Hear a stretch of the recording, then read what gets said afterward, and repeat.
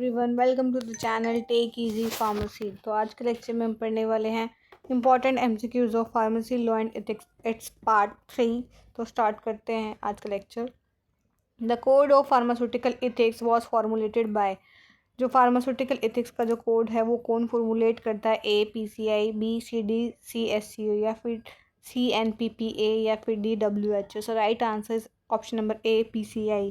ये क्या करेगा? It lays down professional conduct for pharmacist. ये जो भी फार्मासिस्ट के लिए प्रोफेशनल कंडक्ट होता है वो ये रेगुलेट करता है। क्या है? A, pharmacist should not substitute medicine without. जो हमारा फार्मासिस्ट है उसको कोई भी मेडिसिन सब्स्टिट्यूट नहीं करनी है। कब नहीं करनी है?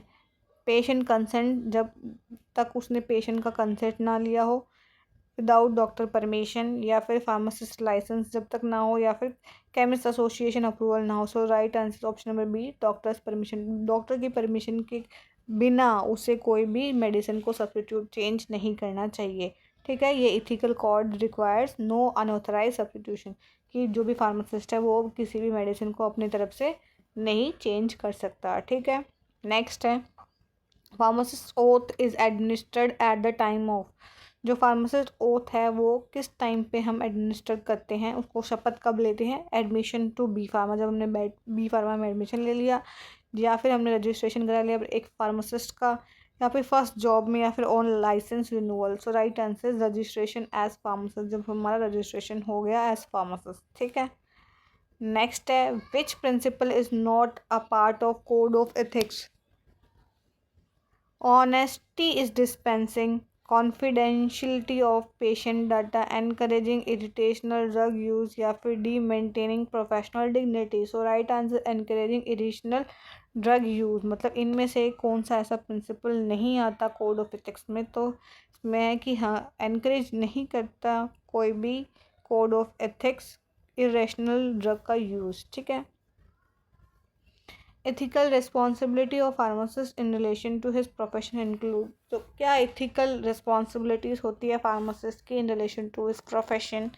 इसके अंदर क्या आता है? A, respect for laws and regulation, B, undermining medical profession, C, ignoring patient welfare, या फिर D, advertising prescription drug freely.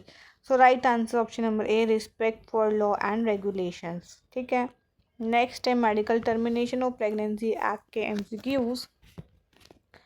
तो फर्स्ट एमसीक्यू है medical termination of pregnancy act was enacted इन। कौन से एक्ट में इनेक्ट किया गया था? 1965 में, बी 1971 में, सी 1980 में, या फिर डी 1990 में। So right answer option number B 1971 में।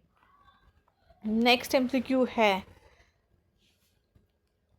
The 2021 amendment of MTP Act extended gestation limit for abortion।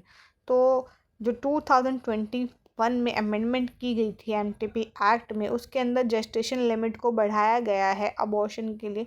तो वो कितनी बढ़ाई गई है? A 16 weeks, B 20 weeks, C 24 week, या फिर डी 30 वीक्स। और राइट आंसर 24 वीक्स। ठीक है, नेक्स्ट है who is authorise to perform MTP under the act. अब इनमें से कौन ऑथोराइज है MTP एक्ट के अंदर परफॉर्म करने के लिए? रजिस्टर्ड फार्मासिस्ट, या फिर registered medical practitioner with special training, any doctor, या फिर nurse. So right answer registered medical practitioner होना चाहिए और उसके पास स्पेशल ट्रेनिंग भी होनी चाहिए। ठीक है, नेक्स्ट है ग्राउंड्स फॉर MTP इंक्लूड। इनमें से MTP के लिए क्या ग्राउंड्स है? Risk to mother's life, substantial risk of fetal abnormalities, pregnancy due to rape or contraceptive failure, और married woman now extended to all women, या फिर D all of the above. मतलब कि MTP एक्ट के अंदर जो भी अबॉर्शंस किए जा रहे हैं उनका रीजंस क्या क्या हो सकते हैं? तो ये सारे ही रीजंस हो सकते हैं। All of the above is the right answer.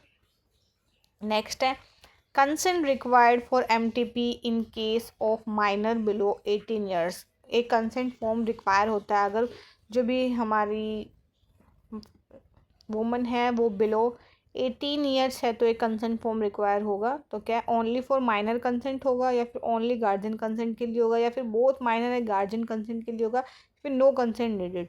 So guardian के लिए एक कंसेंट फॉर्म रिक्वायर्ड होगा। ठीक है, फार्मा रेगुलेटरी बॉडी CDCSCO या IPC, इनके ऊपर अब नेक्स्ट क्वेश्चन आएंगे। नेक्स्ट क्वेश्चन है the regulatory authority for new drug approval in India is. जो रेगुलेटरी अथॉरिटी है जो कि न्यू ड्रग अप्रूवल को अप्रूव करती है वो कौन सी है? PCI, CDCSCO, NPPA या फिर IPC। So right answer CDSCO, central drug standard control organisation. ठीक है। नेक्स्ट है हेड ऑफ CDSCO इज। हेड कौन है CDSCO का? Health minister, DCGI drug controller general of India, या फिर PCI प्रेसिडेंट, या फिर NPPA चेयरमैन, या right answer DCGI drug controller general of India. Next है Indian pharmacopoeia IP is published by. जो हमारा इंडियन फार्माकोपिया उसको कौन पब्लिश करता है?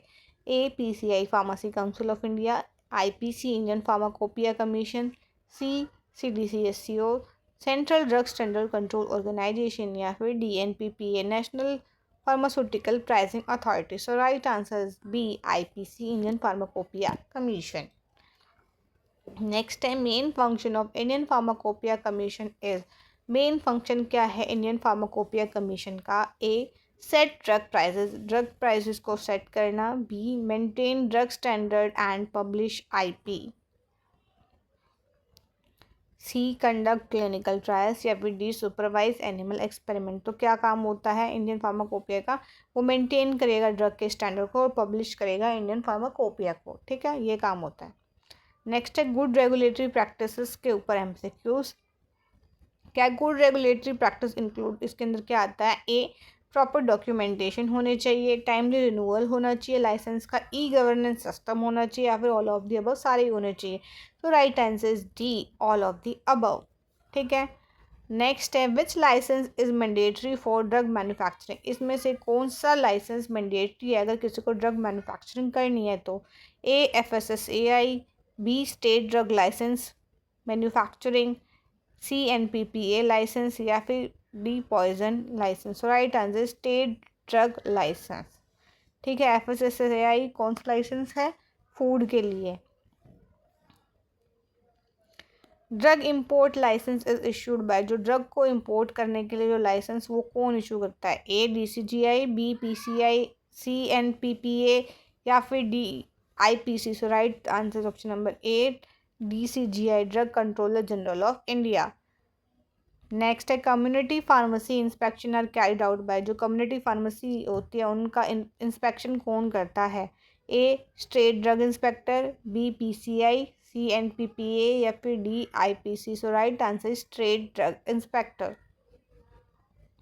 नेक्स्ट है clinical trial rule in India were updated in. जो क्लिनिकल ट्रायल रूल इंडिया में थे वो कब अपडेट किए गए थे? A, 2005 में, B, 2015 में, C, 2019 में, या फिर D, 2022 में।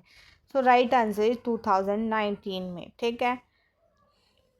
नेक्स्ट है phase first clinical trials are conducted mainly to study. जो फेज फर्स्ट क्लिनिकल ट्रायल्स है वो कंडक्ट किए जाते हैं मेनली क्या स्टडी करने के लिए? एफिकेसी को, सेफ्टी एंड फार्माकोकाइनेटिक्स को, लॉन्ग टर्म इफेक्ट्स को, या फिर comparison with placebo. So right answer is safety and pharmacokinetics को स्टडी करने के लिए किए जाते हैं।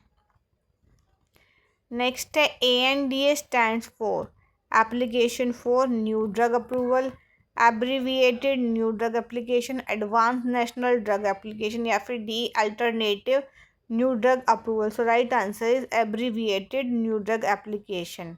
ठीक है। ये फाइल किया जाता है जेनरिक ड्रग को अप्रूवल के लिए। ठीक है। नेक्स्ट है NDA stand for new drug approval, new drug application, national drug act, या फिर non drug agreement. So right answer option number B, new drug application. Next है the biopharmaceutics classification system BCS is based on. ये किस पे based होता है? A, solubility and permeability पे, B, efficacy and safety पे, C, प्राइस एंड अवेलेबिलिटी पे, या फिर D, फार्माकोकाइनेटिक एंड फार्माकोडायनेमिक पे। So right answer option number A, solubility and permeability पे बेस्ड होता है। नेक्स्ट है intellectual property right IPR include. क्या इंक्लूड करता है? A, patent, B, trademark, C, copyright, या फिर D, all of the above. So right answer D, all of the above. ठीक है। नेक्स्ट MCQ है emergency use authorization EUA is granted in case of, वो क्यों grant किया जाता है, किस केस में ग्रांट किया जाता है? Lack of doctors, public health emergencies में, पेंडेमिक्स में, एक्सपायर्ड ड्रग्स के लिए, या फिर रूटीन ड्रग यूज़ के लिए। So right answer B, public health emergencies जैसे कि पेंडेमिक्स। ठीक है, तो इस लेक्चर में इतने ही एमसीक्यूज़। लास्ट लेक्चर में हम बाकी रेस्ट जितने भी एमसीक्यूज़ बचे हैं उनको कवर कर लेंगे। आई होप आपको आज का लेक्चर समझ में आया होगा। वीडियो अच्छी लगे तो प्लीज़ लाइक शेयर सब्सक्राइब जरूर से कीजिएगा। And thanks for watching.